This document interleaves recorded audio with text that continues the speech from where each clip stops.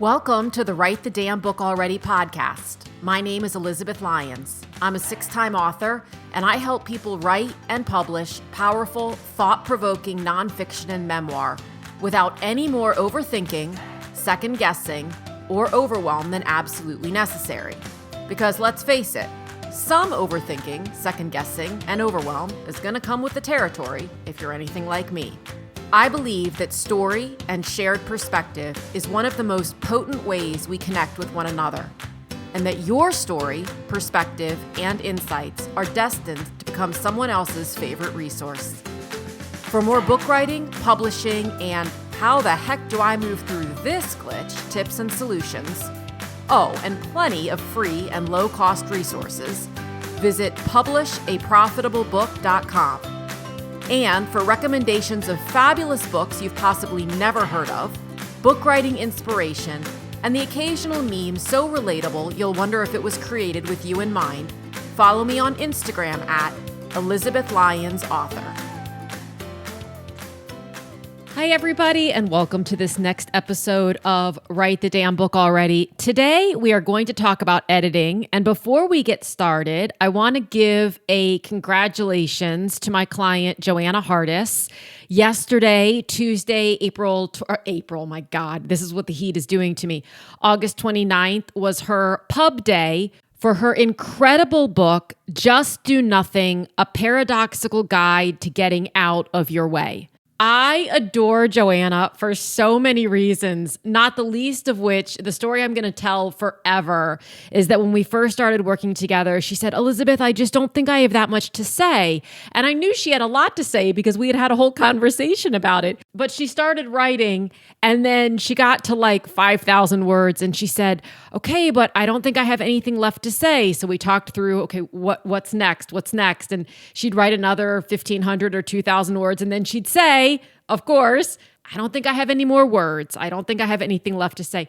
And she kept doing that all the way till nearly 40,000 words. This is a book, and I do not say this lightly, and I don't like the word should, you know this about me, but it could verifiably need to be on the nightstand, coffee table, kitchen table, bookshelf, bathroom, everywhere of almost every person I know. Sir, I'm going to have 10 copies. I need it everywhere. Joanna's a licensed therapist, and she is brilliant at helping people who are uncomfortable with discomfort, learn some new ways for leaning into that. For those of us, if you're like me, who whenever things start to go wrong or feel off, we feel like we have to fix. We have to somehow control. We have to wrangle everything so that we feel safer about it. Just do nothing is so counterintuitive. That's why it's a paradoxical guide. But let me tell you, it works. And the irony is that just doing nothing is almost as uncomfortable as being uncomfortable. But for those of us who have sat in that space of being uncomfortable with discomfort for so long, and we know it doesn't work, and we want a new approach, and we're willing to accept that the new approach is probably going to feel a little uncomfortable for a minute because it's new and it's unproven and all of those things, she eases you so gently and gracefully into it, explains why your brain works the way it does, and helps you lean into some new approaches that you can try with different scales of discomfort and all kinds of other little tips and tricks for leaning into this new way of being. And I'm telling you, it has affected me, and it does affect me profoundly every time I lean into it, which would be about every 37 minutes. So grab a copy if that sounds like it's something that would really resonate with you, if it would resonate with friends or family members. It's available everywhere books are sold. Again, it's Just Do Nothing, A Paradoxical Guide to Getting Out of Your Way. It was such an honor to coach Joanna through the process of writing because I knew she had it in her. I knew she could get it done, even though she didn't think she could. She was like, "I'm not a great writer. I'm not this. I'm not that." I said, "Stop." And then I edited it and published it. And so we're going to talk about editing today because that is a whole process. My mantra in my world is not editing is not an option. I know that authors, especially if you're considering self-publishing or hybrid publishing, understandably, you're looking to not invest any more than necessary. Why would you want to do that? And the editing fee can sometimes feel high. The truth is with editing, frankly, in most cases, you get what you pay for. And more often than not, in fact, for me, in just about every case, the authors with whom I've worked end up saying, wow, it's so much better. And that's not even just me. That's just editing, period.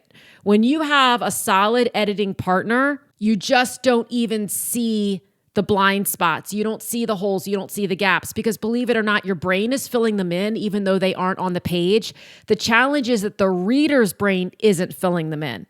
Even with nonfiction, if the flow of your book is not one where the reader's brain is following it logically and is being pulled from chapter to chapter and step to step, and they feel kind of like they've got whiplash and they're not really sure, did you talk about that other thing before? What are you talking about now? It's a quick recipe for them putting the book down and grabbing another book, and that's never what we want. So bringing in an editing partner is so incredibly valuable, and that's the understatement of the century. It's not just about making sure your commas and your apostrophes are in the right place and you're using a colon instead of a semicolon where you should. That's not what editing is about. It is about that, yes.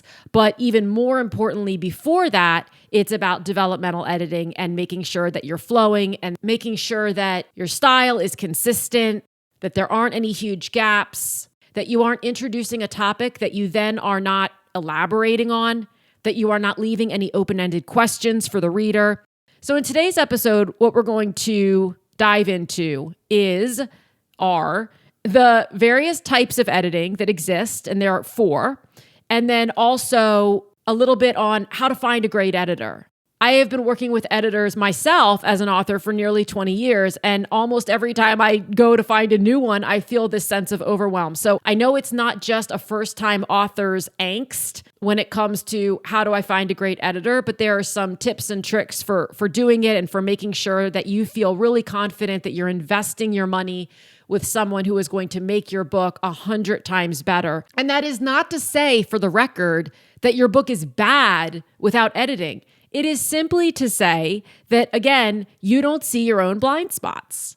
It's not that an editor makes you better. We need to take away this whole, I'm not good enough without an editor. That's not it. It is a partnership that you are embarking on with someone else, just like you would in almost any other area of your life where it's, what am I not seeing? Our goal is the same. Let's make this thing as great as it can possibly be. I've done 87%. Take me the next 13% and get me to that beautiful finish line. I don't want to just quit at the 87% mark and say, well, it's good enough, right? I ran 21 of the 26 miles, which, by the way, would be incredible if you were me. But most people who strive to finish marathons, and I'm not one of them, actually want to complete the full marathon. First, let's talk about the different types of editing. And there are 4, and sometimes 2 and 3 are combined. So they're developmental editing, line editing, copy editing, and proofreading, which one might argue proofreading isn't an editing phase, and we'll talk about that. It doesn't matter whether you consider it one or not, but it's something that probably needs to be done. And many times copy and line editing are combined and done by the same person. Sometimes they're not. So, developmental editing. Developmental editing is typically the first thing that you'll have done on your book. This is where an editor goes through and makes sure that your story or your narrative flows properly. Again, there aren't gaping holes. There aren't bits of information that could be expanded upon. There are not concepts that are laid out that are not thoroughly explained. Chapter 8 wouldn't perhaps be more effective as chapter 3. Perhaps you're missing an entire chapter. There's a whole concept that could be explored enough to fill an entire chapter that has not even been touched. Perhaps you have content, whether you're writing, again, fiction, nonfiction, memoir, it doesn't matter. Perhaps you have content that doesn't belong in this book. Perhaps you're going outside the scope of the book with the content and it needs to come out. Maybe you're telling someone else's story. Maybe you're assuming someone else's feelings. All of these sorts of things are tackled within developmental editing. So when you embark on the developmental editing stage of the editing journey, this is not typically where you will receive a manuscript back that looks like it's hemorrhaging. In other words, there is red everywhere because the editor is adding commas and changing words and changing tense and all those sorts of things. That comes later. Developmental editing, at least in my experience and the way I do it, you'll have a lot of comments in the margin, which are typically questions from the editor asking for clarification, asking you to give clarification. They might need clarification in order to further guide you. You also typically will receive a lengthy editorial summary, a developmental editorial summary that will elaborate on where are things going well, because I think that's important for an editor to communicate. It's not just about, okay, what is, and let's not use the word wrong, but where could you improve this? But it's also about validating where has the author done this really well. So there may be notes like that, either in the margins, in the comments, or in the editorial summary. Some editors take it chapter by chapter. Some, it's really more of a high-level summary, but it's going to be lengthy. Some of the editorial summaries I have sent back to authors when printed out could be 8, 9, or even 10 pages. And that's where we start first, because it doesn't make sense to be spending time editing grammar and syntax for sentences that may get pulled out, or entire paragraphs or entire chapters that may get pulled out. So first, what we want to do is kind of start at that 30,000-foot level and say, all right, let's get the book organized and flowing in a way that takes the reader conceptually from beginning to end, and in a way that we as editor and most importantly author feel really good about. Now, this can be different if you're in the traditional world versus the indie world, because when you're in the traditional world, sometimes you have a stronger and more intimate relationship with your editor where you really are working together, and other times you don't. And that's just dependent upon the publishing house, the editor, the time of year, and possibly the phase of the moon.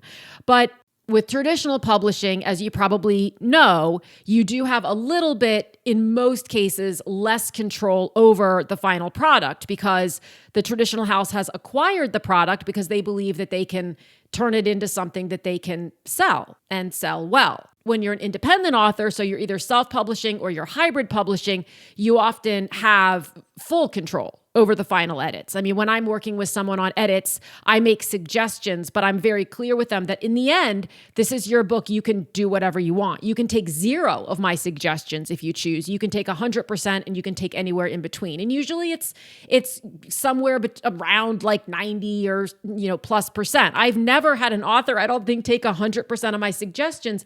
And I'm glad about that because it shows me that the author is using their own critical thinking skills. There's a difference between, you know what, I thought about that, I heard what you said, Liz, and I don't think I want to do it, versus I just want to get this thing out there, so I'm not even going to think about it. I have not had that happen, thankfully.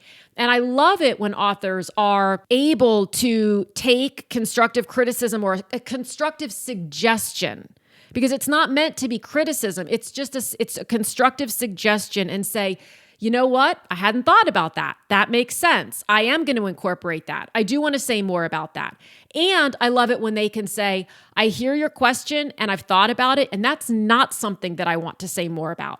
And the reason I love that is because I'm probably not, when I edit, I don't edit books that I wouldn't purchase and read topic-wise.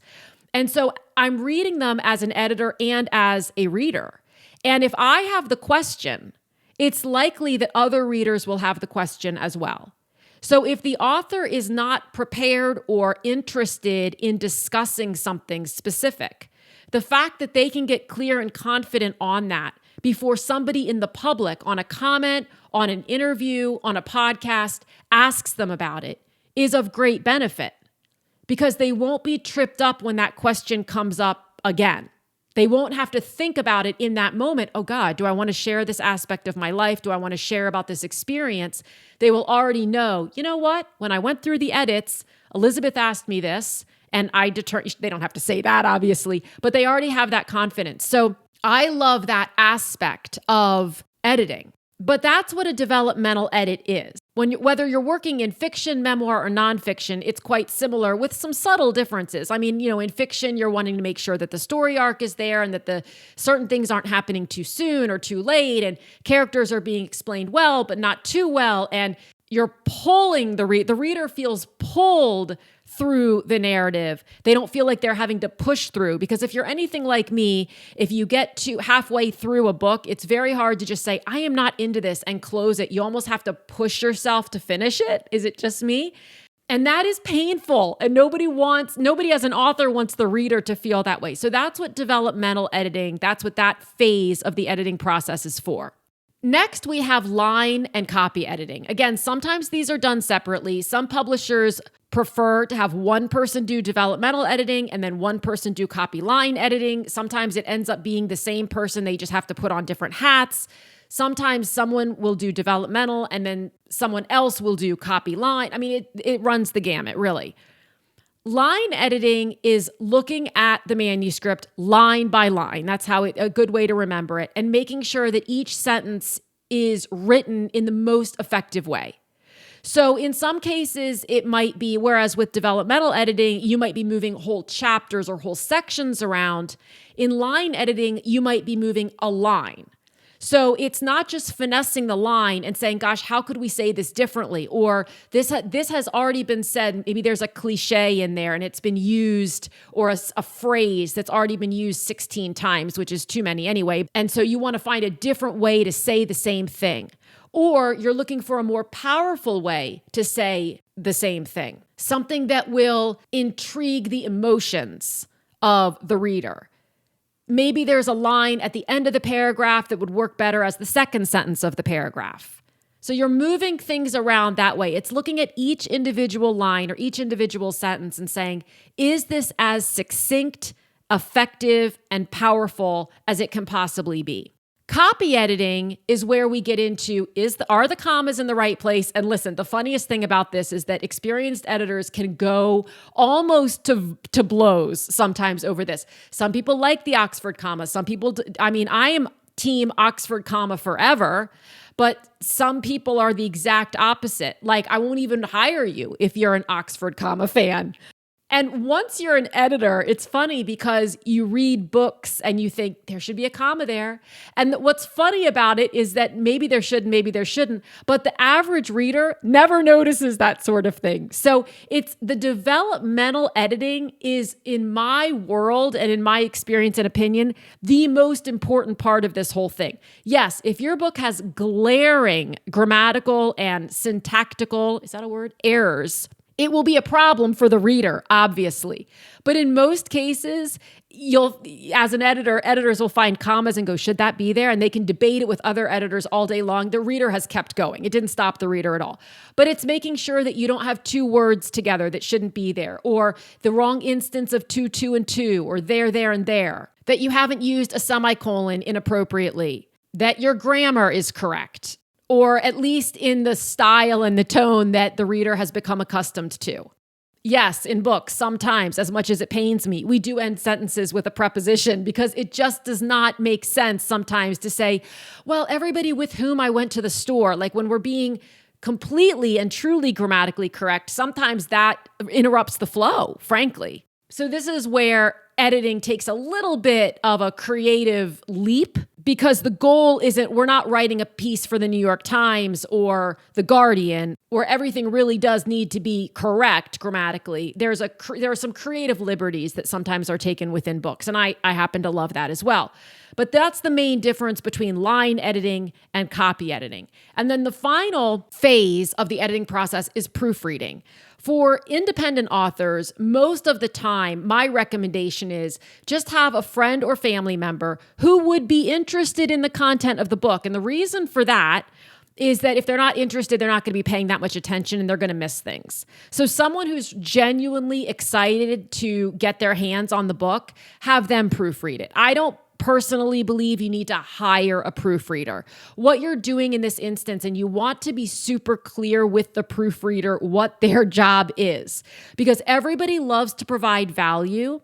And whether they realize it or not, if you do not give them explicit instructions, most of the time the proofreader will come back and start giving you developmental suggestions. And then you will go, oh God, should I do that? And you'll get yourself into a whole tailspin.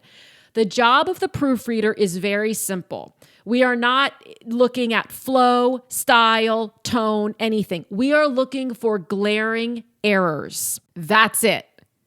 So is there a run-on sentence? Is there a period missing? Are there two periods at the end of a sentence? Does don't not have an apostrophe somewhere? Again, there are words. Yes, you can use a service like ProWriter or Grammarly to do this.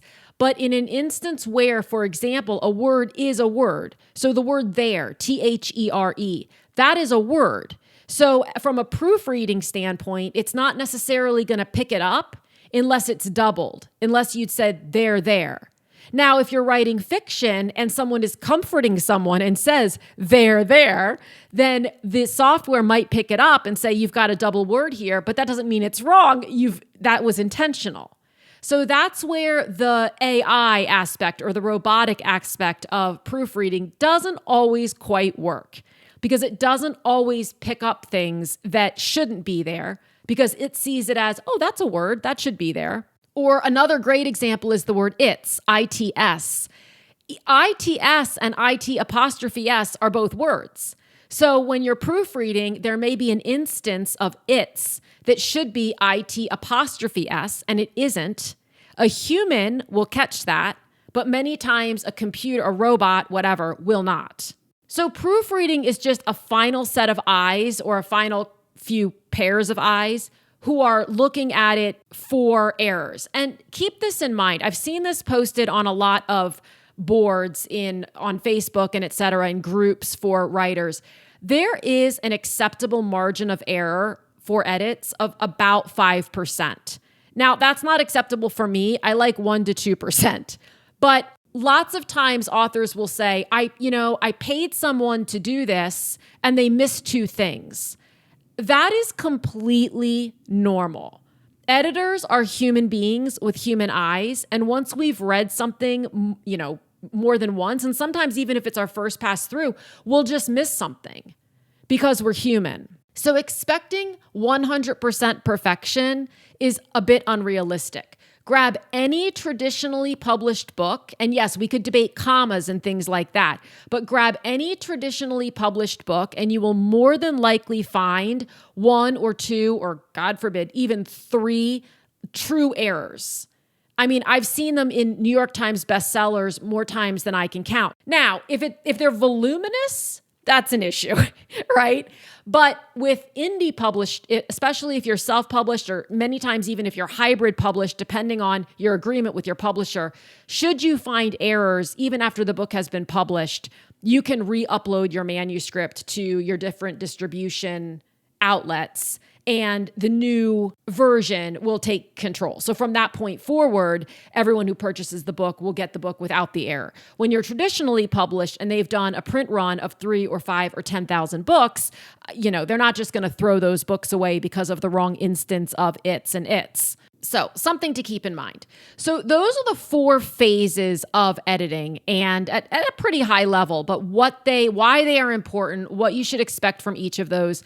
The copy line editing, whether your editor is doing both copy and line editing, or if you've got one person doing line and then one person doing copy, that's when you will see the most markup on your manuscript, because that's when they're going in, and in many cases, like when I edit, I'm doing it in Microsoft Word. I have track changes on. That way the author can just go through and accept, and it makes it relatively easy. It's certainly not what it used to be where we were doing it, or people were doing it on paper and using an actual red pen, and then you had to go in and transition all of those things into the manuscript. But one great suggestion that I have for folks when you get your manuscript back from your editor, whether it's developmental edits and you have a 5 to 10 page editorial summary, or it's line edits or copy edits or both, and you have a lot of markup on your document, is open it up, have a look, and then close it. It is inevitable that no matter what you're expecting, you're going to open it up and just have all these thoughts of like, oh my God, there's so much to do. I suck. This isn't good. What was I thinking? All of this. Every author on the planet experiences this, even those traditionally published.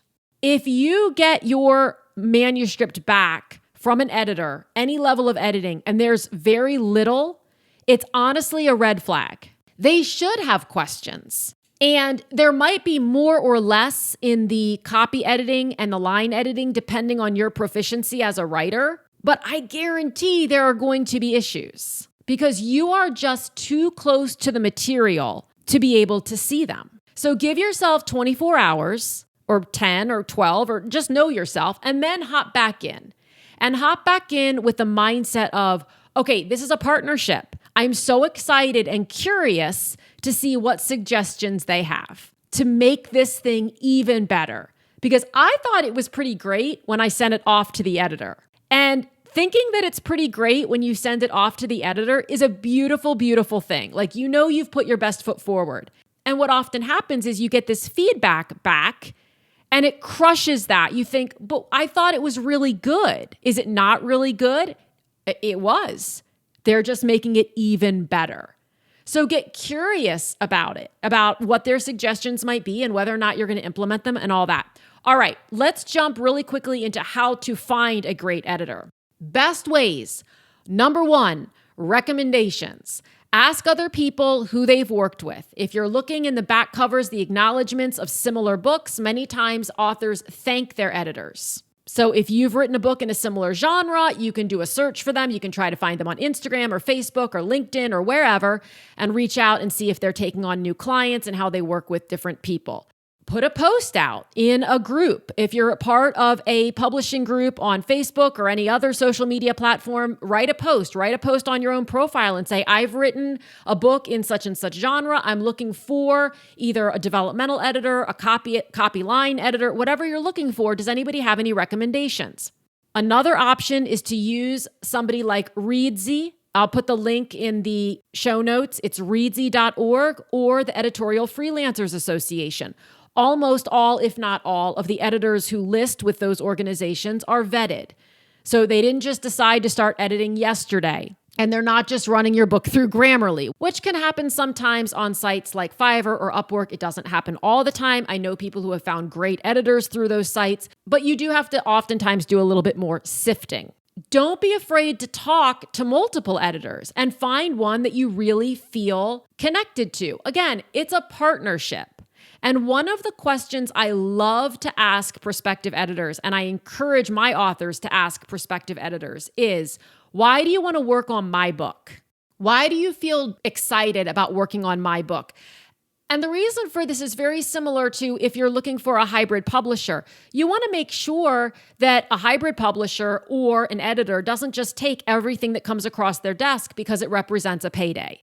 You want to make sure that you're vetting them. You want to make sure they're vetting you. So I always like to review, if I'm not familiar with an author's writing, I like to review 10 to 15 pages of their manuscript before we start talking more in depth about working together. I want to make absolutely sure that I'm confident I can do the best job for them, that I can really contribute to making their book shine at a higher level. And it's okay to ask prospective editors those questions. And then, of course, you're going to go into rates and those sorts of things. And those are all over the map. I will put a link in the show notes of some resources where you can get average rates for solid experienced editors. I will say that for my purposes, for developmental editing, I charge 5 cents a word. If I'm only doing copy and line editing, it's 4 cents a word. Typically with my developmental editing, I kind of combine because I'm incapable seemingly of seeing something that should be written a different way and not making that suggestion.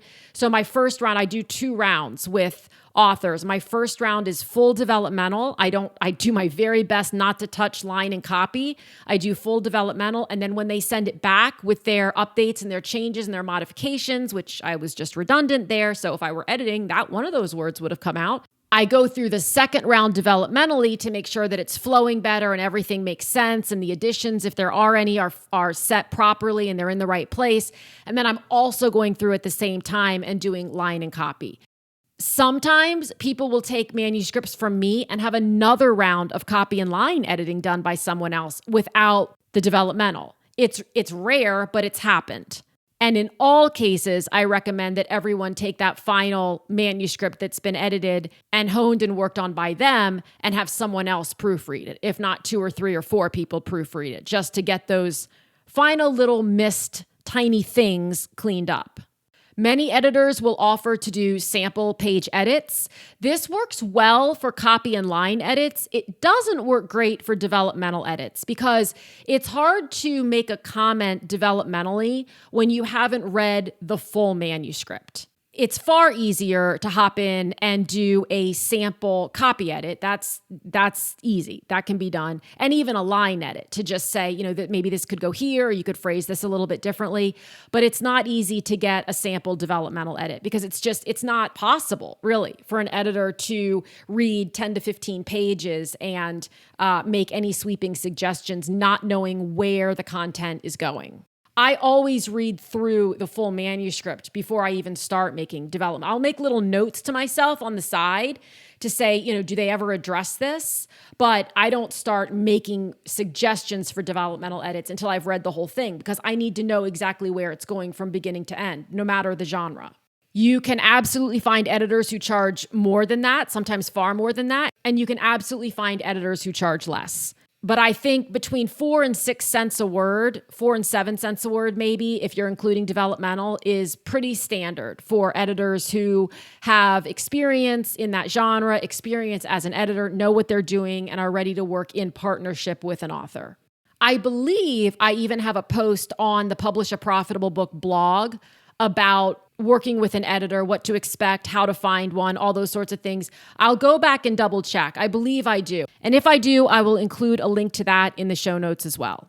I hope this has been helpful. Editing is amazing. It's one of the most fun aspects of writing a book, I think, both for author and editor. I love it on both sides. I love doing it as an editor, and I love having it done as an author, even though yes, it sometimes gives me pause. Like, of course, I'm human and I go, but you didn't like it? Like, I thought that was really funny. Or, oh boy, you think this could be stronger? I thought it was really strong. Our ego comes into play. But in the end result, I am always so incredibly glad that I brought that person on to help me see what I could not see. If you have any questions that I did not answer here about editing, about the process, or about finding an editor, please feel free to email me, elizabeth@elizabethlyons.com, or you can DM me on Instagram. I'm at Elizabeth Lyons Author.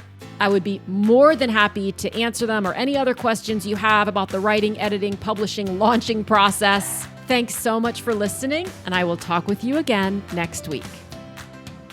Thank you so much for tuning in. If you enjoyed this episode, this is your friendly reminder to follow or subscribe, leave a quick review, and share it with someone you know has a great story or message, but isn't sure what to do next.